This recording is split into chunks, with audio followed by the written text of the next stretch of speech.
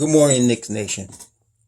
This morning, I want to discuss the Knicks and power forwards and stretch fours.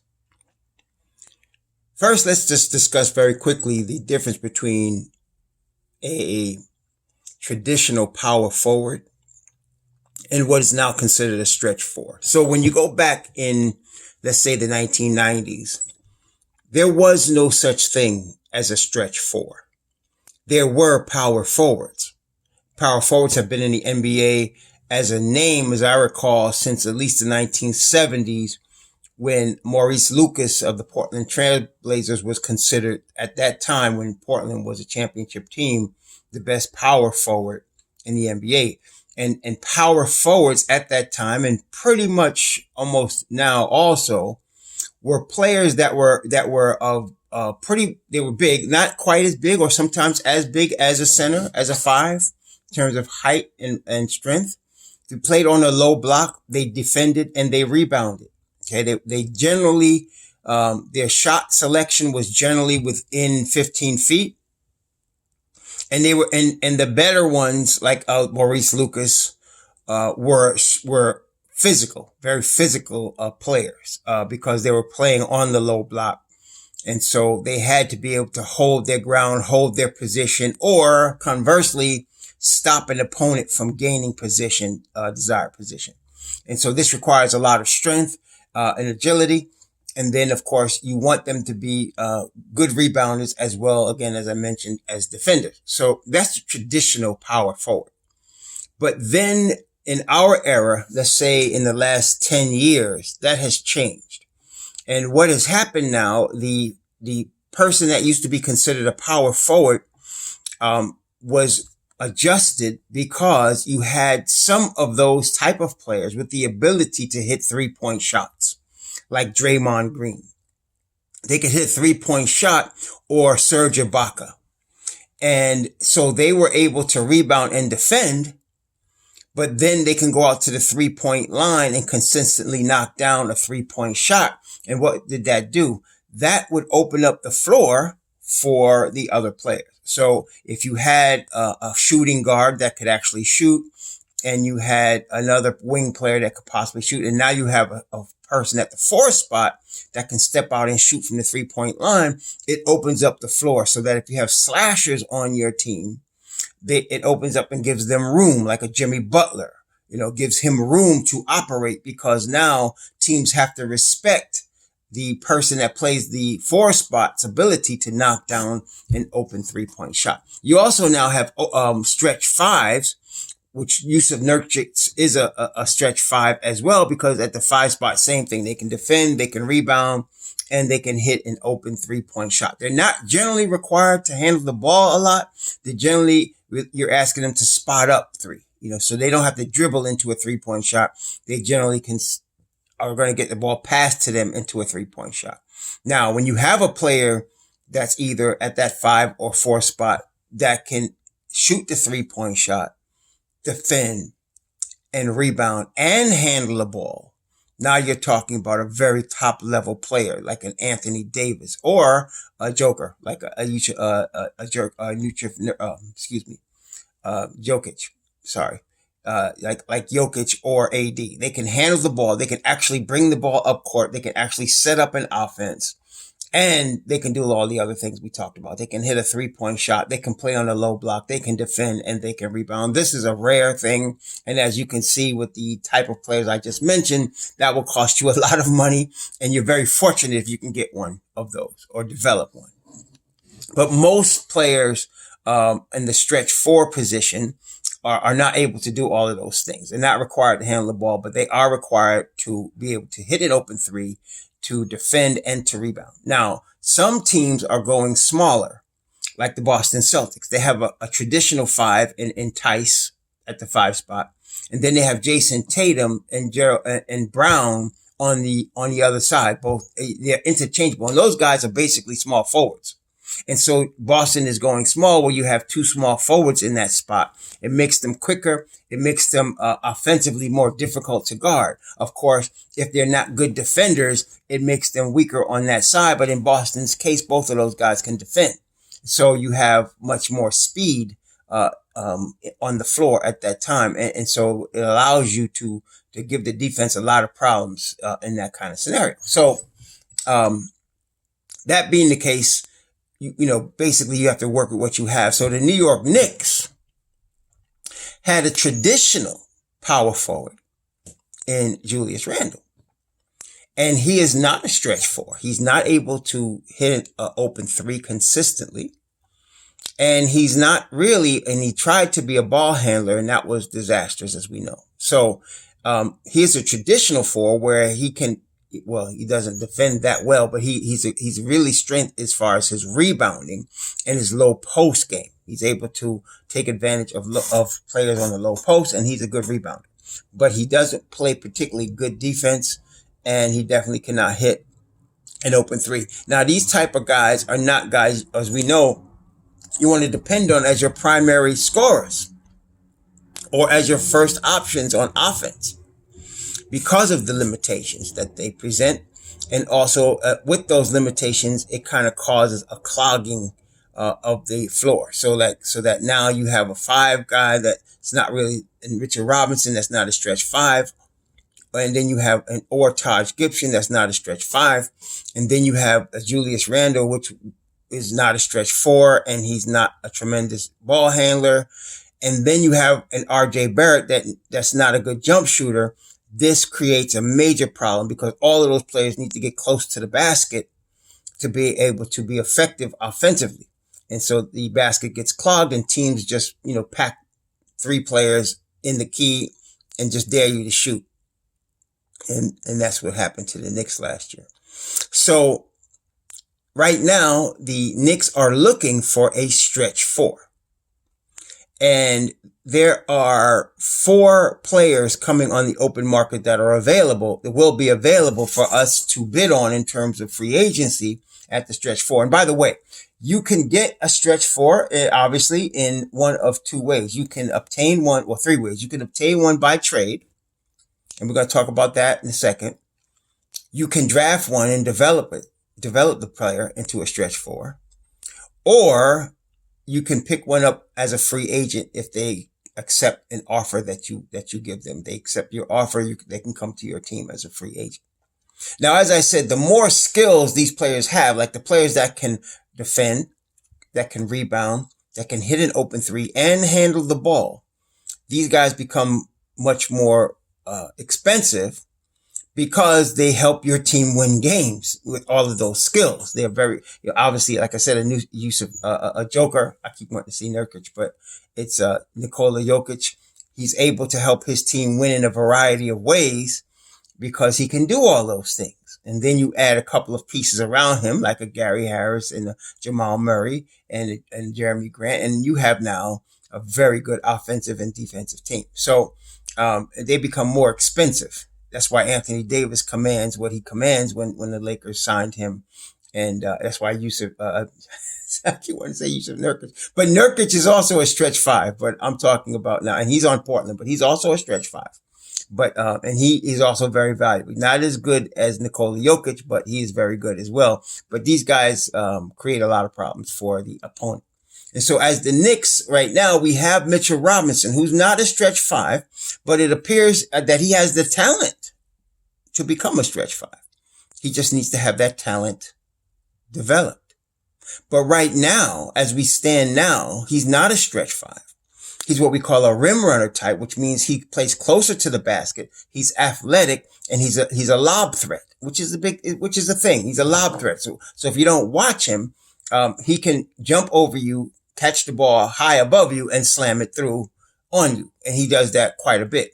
And so that's Mitchell Robinson. And he's a terrific defender. And he's what we call rim protection. He provides rim protection, which means if you get beat, which the Knicks did, he's back there that will cancel out your poor defense with a block shot. And he does that. He has done that very well in his first 2 seasons. So with that in mind, the Knicks are looking for a player at the 4 position that can open the floor up for the other 4 players, the guards, and then RJ Barrett, who could play the 2 or the 3. And then you're still going to have Mitchell Robinson in the middle. So I'm looking at 5 players. There's 4 of them that are going to be free agents, and then there's one that's not a free agent that people have asked about, and I want to discuss him. That would be, in fact, let's start with him. That's Kevin Love. So Kevin Love is on the Cleveland Cavaliers. He is their stretch 4. He's a power forward and a stretch 4, and talent wise, he's very a good player because he can defend. He's got slow feet, but he defends very well in the low block. He's high IQ player. He's a really good rebounder. He hits open 3-point shots. He has an outlet pass that reminds me a lot of Wes Unseld. He can bullet an outlet pass down the floor in a split second, and that's very valuable as well. Problem is with Kevin Love. Couple of major problems. See, all of these players are going to have flaws. It's like you're going to pick apples and you go to pick one that looks good, and then on the other side you realize that birds have eaten out the other side, so it's not as good as you thought. Kevin Love is like that. What do I mean? Kevin Love averages about 50 games a year for his career. Actually, I did the math. He averages exactly 58 games a year, but for the last 4 years, he has averaged 50 games a year. So it's going down, which means he's hurt a lot. Okay. He's hurt a lot. Okay. And if you go back to Kevin Love, even to Minnesota, the guy was hurt all the time. He's hurt. And then in Cleveland, hurt all the time. Now he reminds me of a car I once bought. It was a Jaguar. I once owned a Jaguar. It was beautiful. Black leather. You know, when I shined the thing up, put that wax on the tires, and when it rolled, it was so smooth. The problem was, it spent half the time in the shop. And it was an expensive car. And I'll tell you what, an oil change on that car was over $100. It was expensive. At the end of the day, you know, I paid the car off and I gave it away to charity because I didn't even want to saddle anybody with that problem. I feel like I would be cursed if I gave somebody that problem. So it was beautiful when it ran, but the problem was it only ran half the time. That's Kevin Love. When he plays, he's all-star level. He's all NBA level. But when does he play? Are you willing to pay $100 million over the next, let me be more specific, $90 million over the next 3 years for a guy that is high probability he's not going to play a whole season for you? Are you willing to do that? I'm not. I don't like that idea. So because of that, the high probability of injury, and he's getting older now, I would not want Kevin Love. I don't know why Cleveland signed him to that big contract, because it was right after LeBron left, they signed him to that huge contract, and they're a rebuilding team. It was not a good move, and I heard now, I looked at the Cleveland Plain Dealer, and from what their writer said, Cleveland is actually looking for draft picks in exchange for him. They want young players and draft picks for Kevin Love. They're insane. Even the writer said that's insane. A guy that's owed $90 million over 3 years, that is hurt all the time. So they're looking for suckers. And again, the Knicks are not on crack anymore. So no, I would say no to Kevin Love. Then there's Davis Bertans. And Davis Bertans is a career 41% 3-point shooter, a career 85% from the free throw line, overall effective field goal percentage of nearly 60%.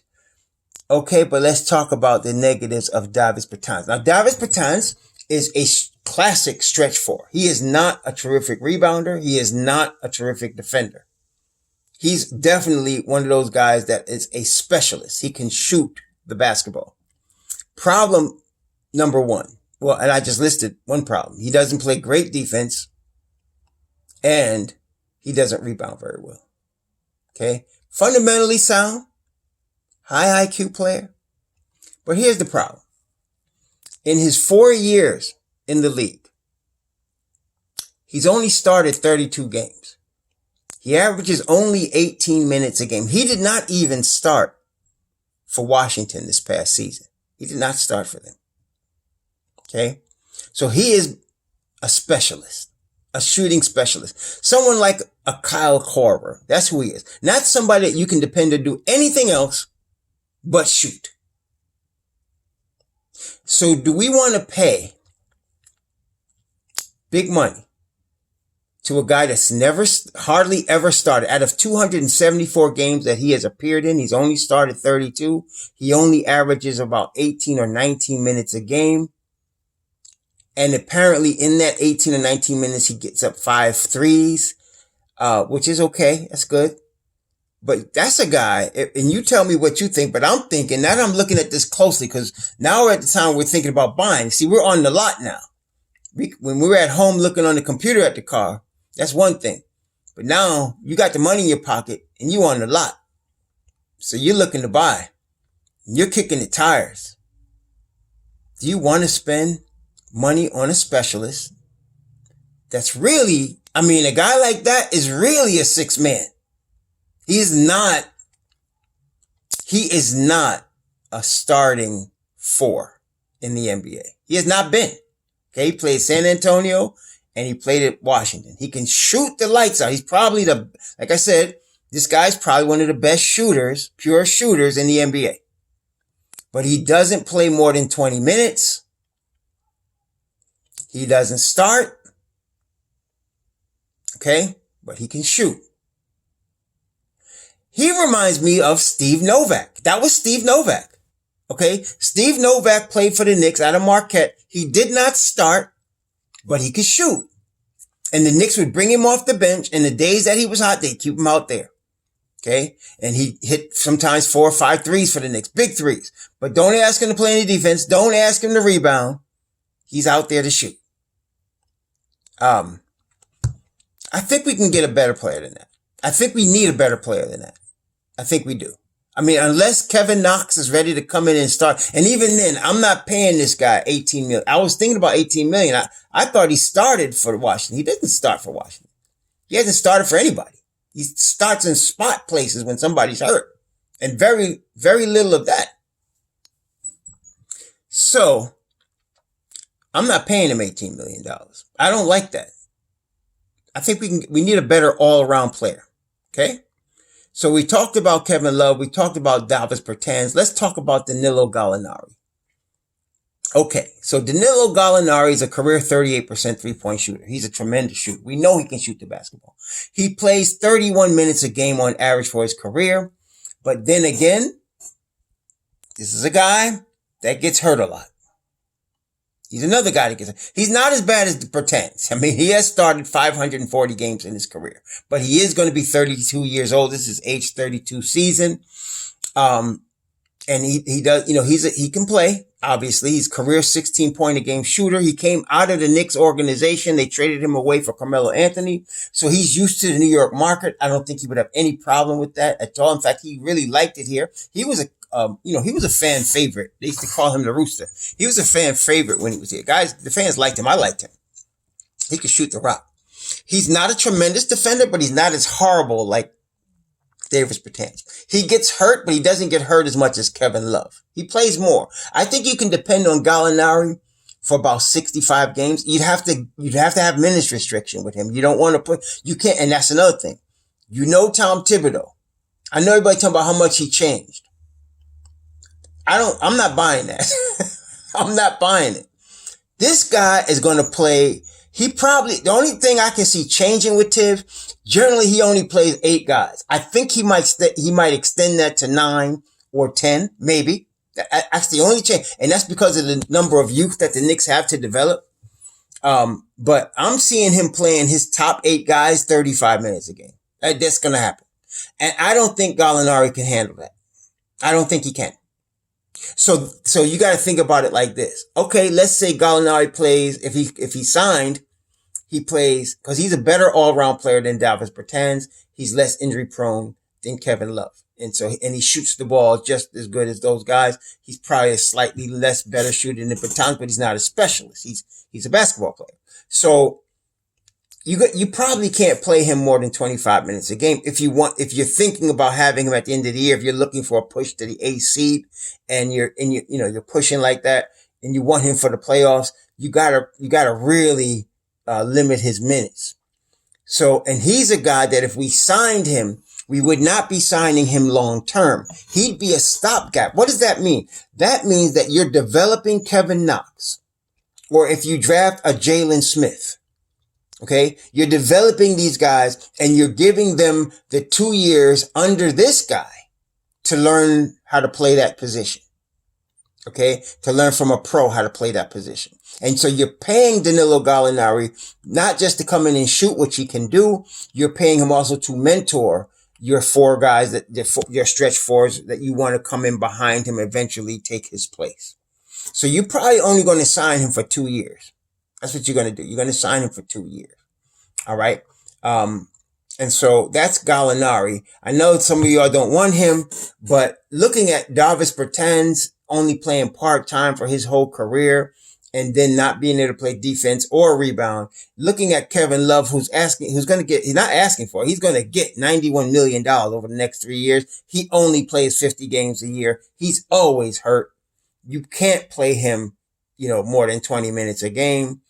I don't know. Gallinari looks better than those two, but let's keep looking. Now, these last two guys I'm going to mention are the best of these five. Well, actually, let me mention one more aside from these two. There's also Marcus Morris. I don't want to shortchange Marcus Morris. Now, let's talk about Marcus Morris. Marcus Morris played for the Knicks last year, and you guys know he played very well for the Knicks last year. I believe if he wasn't trying to share the court with Randall, he'd have been even better, because Randall really clogged the court, really took up space that he really was hurting his other teammates. Wasn't a good team player. Marcus Morris is an Iron Man. He very rarely gets hurt. That's what you need to know about him. He's played in the league like 8 years, and he very rarely gets hurt. He plays most of the games every year. He's a career 36, 37, I think 36% three-point shooter. And he was shooting 43% for the Knicks. He only shot 31% when he first came to the Clippers, but that's adjustment situation. He's going from being the man to coming off the bench and in the middle of the season and all of that. But he's a career 36, 37% three-point shooter. He doesn't get hurt. He signed a year with a year option with the Knicks. I think he'd come back for that. I think he would be a really good player for us, Mook. I think he would be a really good player for us. So I'm saying like this. I like Mook. I like Danilo Gallinari, and I'm going to name two more guys. And then I'm going to give you a joker, a wild card that you're going to think I'm crazy. But let's hear me out. So Jeremy Grant is the next guy we're talking about.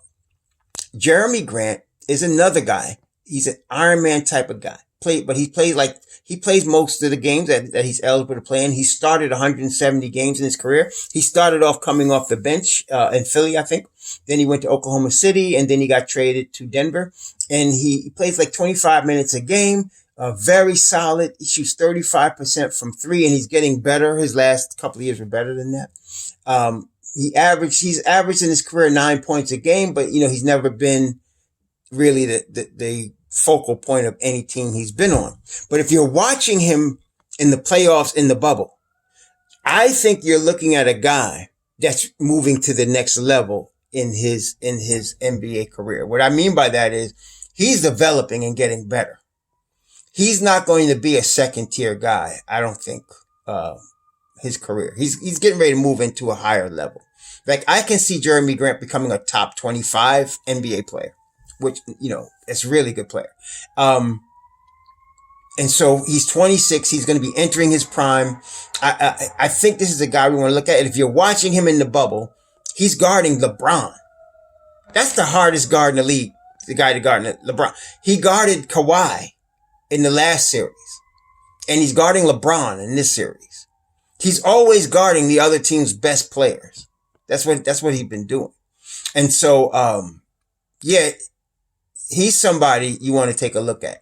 He's going to have a $9 million option, which I'm sure he's going to decline because the way he's playing in this playoffs, he's making a lot of money for himself. So I'm looking at Jeremy Grant. I'm looking at Mook and Danilo Gallinari. But then there's another guy. This guy is a young guy, 24, just turned 25. This guy just he was showing flashes, and all of a sudden he just blossomed in this past season. This guy's unrestricted free agent. Christian Wood. Christian Wood. When he wasn't playing a lot of minutes, he was only averaging 16 minutes for his career. But this past season and the end of the season before that, he was playing a lot more minutes. And when he plays more minutes, he scores more points. Okay. And so he scores very well. He plays good defense. He does rebound the basketball. Okay. He's not a great rebounder, but he does rebound. He does play good defense. 73% from the line. He shot 37% from three for his career, and his career is very short. He's only been in 4 years in the league. And so I think he's blossoming into a pretty good player, and he's young. He fits the timeline for the Knicks. Now, the negative is that Detroit is now rebuilding as well. Do they want to throw the bag at him? I don't know. I don't think they want to give him they're not going to give him a max contract. But I can see him getting $12 million a year from Detroit. I can see that coming. Do we pay 14 to outbid Detroit? That's the question you want to ask. Do you pay 14? Jeremy Grant, I don't know what's going to happen with him in terms of, because he might get a max contract. And I don't know if I want to pay him. I don't want to pay him a max contract, but he might get something close to that. I think with the way he's playing, and at 26, we might want to pay him $16 million a year. You know what I'm saying? So I'm thinking 16, and Christian Wood, I'm thinking 14 for stretch 4. Okay. I'm staying away from Kevin Love. And now that I'm looking close at Bertans, I'm staying away from him too. Danilo Gallinari would be my third, and I don't know about him because 2 years, he's going to have other offers. Miami is going to be looking at him, and they got some cap space to sign him or can create some. And they're definitely a winning team right now. And a guy like that at age 32 wants to try to get that chip. So we probably won't have an opportunity to get him. We'll have an opportunity to get him. I don't know if we will, because he's going to cost about $20 million a year for 2 years. I think I would only offer him a Mook type deal, 2 years, $30 million, and the second year a team option, like we would offer a Mook, same thing. But the better players are Jeremy Grant and Christian Wood. Now I'm getting ready to give you some of y'all are going to think I'm crazy as hell, and I totally understand, but I looked at this cat's numbers closely. And we all are very familiar with him. Bobby Portis. Yes, Bobby Portis. Bobby Portis is 24. He's just turning 25. He really has never had the opportunity to start except when he played for Washington. When he played for Washington, he did start some games and he played very well. Bobby Portis can shoot the three. We've seen him do it. He's streaky. He's not a dead-eye shooter like Danilo or Bertans, but he's a better all-around player than those guys. He tries on defense. I'll have to give him that. He's not a great defender, but he does. See, to me, you got to give some effort. I was pissed off, and I still am at Randall, because I've seen too many plays where he took off on the defensive end. He just gave up. He just didn't care. He would go out for a double team and not sprint back, to even give an effort to sprint back to help out on the open guy, to rotate. He just never did it. And I was just, I was like, we're paying this guy $63 million and he's not giving maximum effort on defensive end. Please leave. That's what I'm thinking. That's just me. But Bobby was trying. Okay. He does. He tried. We already got him. We wouldn't need to recruit him. He's a young cat. He can also back up, at the 5 spot. He's done that. He can start at the 4. What do y'all think? I think we need to consider him, man. We need to consider Bobby as well. I think we need to consider him. So now I'm saying my top guys are Jeremy Grant, Christian Wood, and Bobby Portis. That's what I'm saying. And Marcus Morris. Marcus Morris, Jeremy Grant, Christian Wood, Bobby Portis. Okay, those are my top 4. What do you guys think? Shalom.